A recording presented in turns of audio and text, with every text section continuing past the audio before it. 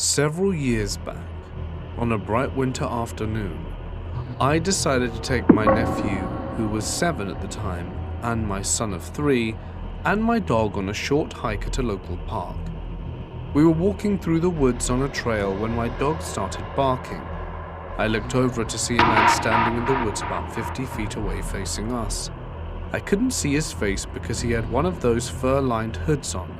So with the distance and the shadows from the trees in his hood, from my perspective, there was nothing but a black hole where his face should be. I gave an awkward wave, but he remained motionless, and I had a weird feeling, so I decided to just keep moving and make our own way back to the car. I felt like we were being watched, so we looked back a few minutes later, and the man was just standing in the woods. But I knew he had moved because he was still about 50 feet away, and we had gone quite a way. My dog was growling, and the kids and I were starting to be creeped out. We kept moving, and I suddenly hear the sound of fast, heavy footsteps in the snow.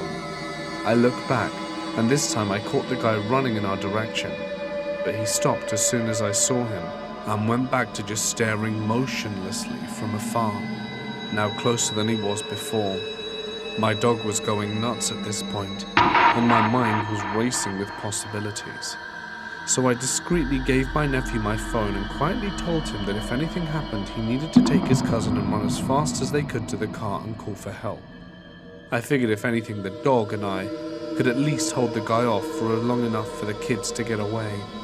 I think my dog may have scared him off because he ended up turning around and going in the opposite direction. I never really told anyone, because I didn't want to come off as being dramatic, but it certainly frightened the hell out of me, as anyone who's being followed can probably relate to.